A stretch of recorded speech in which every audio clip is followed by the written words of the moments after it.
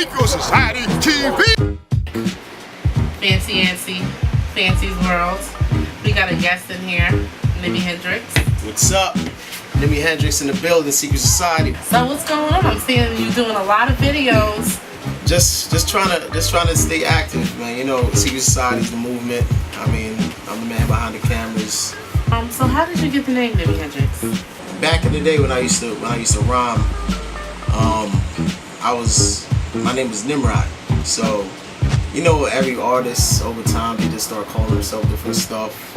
Like they get on the track, yo, this is Nim something, and it's just instead of Jimi Hendrix, I just threw an N in front of it, and it just stuck. People started calling me it. All right. So where are you from? Originally from Jamaica. You know, that's my motherland. My Mother and father? Yeah, we all from Jamaica. We all from Jamaica. I was born there. You were born there? When did you come up here? I came up here when I was 6. Moved it. It was in South Jersey, little town, Pleasantville. Shout out to Pleasantville, 609, Atlantic City. Well, I came up here, up to North Jersey, Newark specifically, when I started school. You know what I mean? I went to Rutgers in Newark. What was your met major? a lot of, Sorry. biology. Biology was my major, yeah. Wow. Yeah. How did you like that? Did you graduate? Yeah, I graduated like, I was supposed to be Dr. Blake by now, but I mean, kind of switched paths. Wanted to take a more creative route. Okay. And here we are, Director Blake, Director Hendrix instead of Dr. Hendrix. So I mean, it is what it is. What was your favorite video game? Oh man, of all time? Yeah. Oh man, that gotta be GoldenEye. GoldenEye. My favorite. GoldenEye. That shows my age too. That was the game back in the day.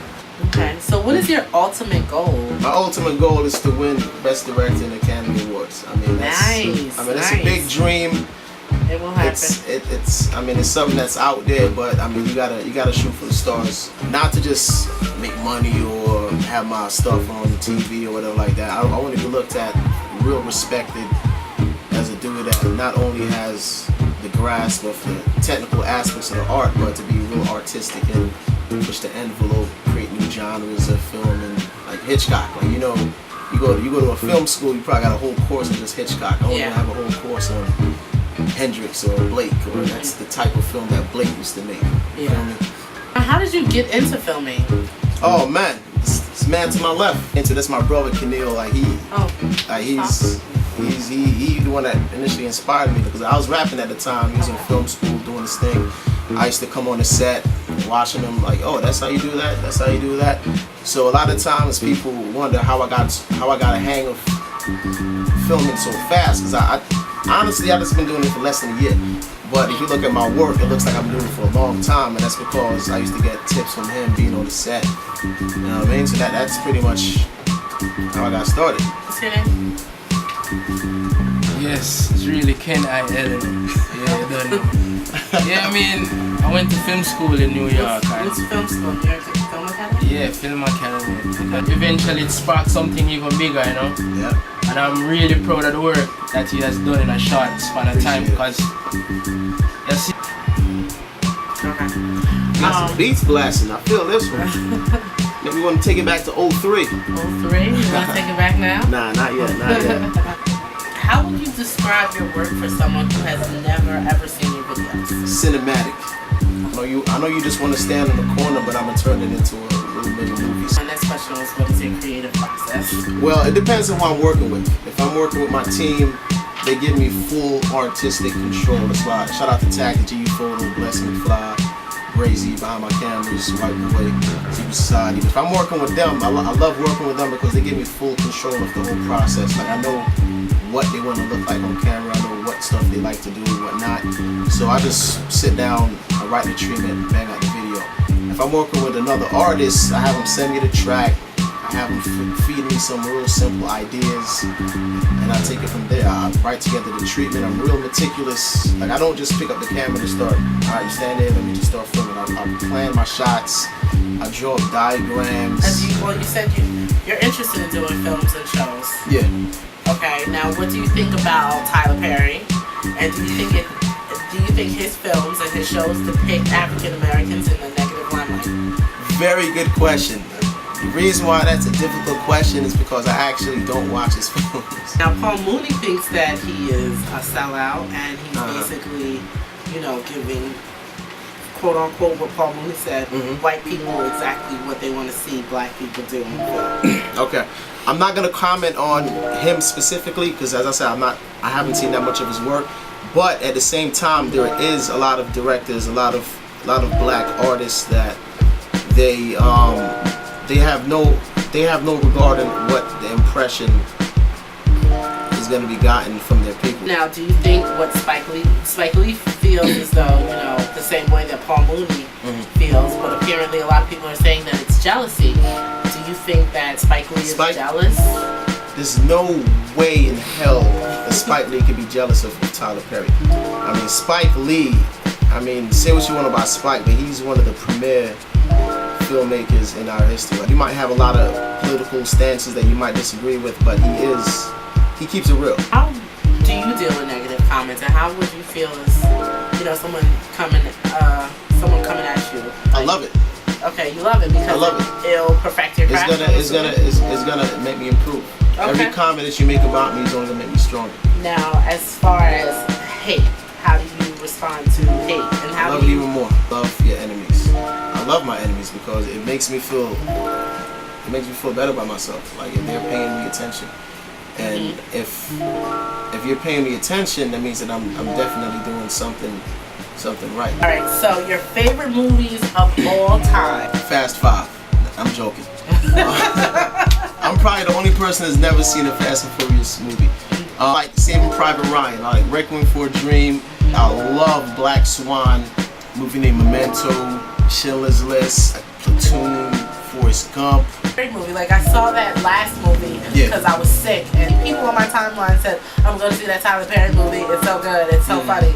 And I'm just like, this is pure nonsense. Yeah. Like, how everything plays out, like, the plot of the story just thought it was like there comes a point where you don't want to keep playing into the stereotypes. Yeah, and it's just like there comes a point where you gotta draw the line somewhere. It's pathetic. I don't think there's that many real black filmmakers that make you feel better about yourself. Yeah, exactly. Don't get me wrong. I don't want anybody to think that I'm just gonna be making movies or films or videos that's straight positive, preachy, but you just gotta have some type of diversity. You don't want to keep pushing it in one direction. Yeah, and see, if you turn on a movie, why do you have to? Like, black filmmakers, they make one type of movie. Like, you know it's made by black filmmakers. You're not gonna watch Forrest Gump and be like, oh, this is made by a black man. But why not? Why not? Why and that's what kind of TV do you what kind of television do you watch? I don't watch TV. You don't? I don't have time to watch TV. I mean, TV's great. It teaches a lot if you're watching the right programs, but I just don't have time. Like, I watch boxing. I watch the last 6 minutes of Game 7 of the playoffs. I watch the Super Bowl. Are you a basketball fan? I like basketball, but I think it's too many games. I don't have time to watch every game. Exactly. I got a very big project on the way. Feature film. It's sponsored, presented by Secret Society Motion Pictures. My assistant director, Brazy Boy.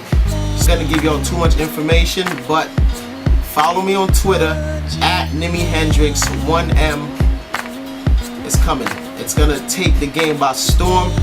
It's gonna be broken up into chapters. So I'm gonna do a chapter, release it. Do another chapter, release it. Do another chapter, release it. Once I have enough chapters and the entire story is complete, I'm going to put it together with a DVD. We're going to submit it to film festivals. We're going to have screenings on Newark Cinema or wherever. What do you think about the whole Bin Laden? I think it's a triumph that we caught the man. I see a lot of how I see it is a lot of black people, they have a reason to not feel to be a part of the United States of America, like, because they've been racism, slavery, this segregation. But at the same time, there's certain events that should bring you closer together as a country. Like, I don't consider myself a patriot. I don't consider myself a nationalist. I don't think a man from America is superior to a man from Pakistan. But there's certain events that should bring you together as a people. You know what I mean? Like the man Bin Laden, he had no concern whether you were black or whether you were white. He set up an operation to kill whoever was in the way. You feel me?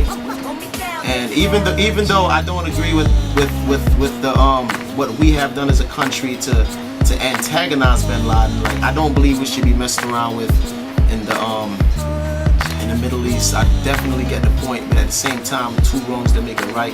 Exactly. So the fact that my man Barack, a lot of people say he doesn't get any credit, but I follow very closely. And if you watch the debate with him and McCain, Obama stood up and said, McCain, I will go into Pakistan, find Bin Laden, and McCain said, no, we're not going into Pakistan. Obama said, no, I will go into Pakistan. He took troops from Iraq, he sent more troops to Afghanistan, more troops to Pakistan, pressed the button, and here we are. The birth certificate controversy. Alright, what I found interesting about that whole situation with Donald Trump, bring his birth certificate.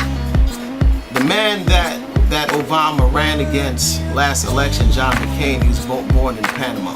Now, even though he was born in a military base or whatever, like yeah, that makes it okay, but at the same time, he was still born in Panama. So how can you look at a man that was born in one of the 50 states and come down harder on him than a man that was blatantly born outside of the country? A good point. You Good feel me? point. Do you think the Tea Party?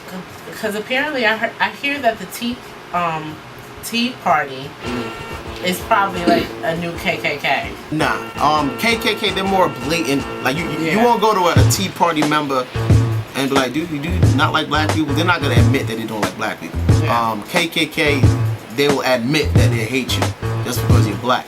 What the Tea Party is they're more of a very conservative movement whose ideas and ideals would be to the detriment of black people. Now, are you a Democrat? Do you want me asking any of this? A lot of people don't want to be labeled. Okay. Don't want to be labeled like, oh, I'm not this, I'm not that. But at the same time, if you put all your ideas out on the table, most of them are gonna fall into one category. So if I did have to pick one category, yeah, I would be a Democrat. It's not to say that I agree with all Democratic principles, like for instance, or like they think that if you have complete gun control, it's gonna stop guns from coming on the streets. Like guns are coming on the streets because guns are coming on the streets. Do you think that it gives any type of control at all? Well, I think that stopping guns in general is gonna stop legal people from getting guns. Criminals gonna get guns no matter what. You feel what I'm saying? But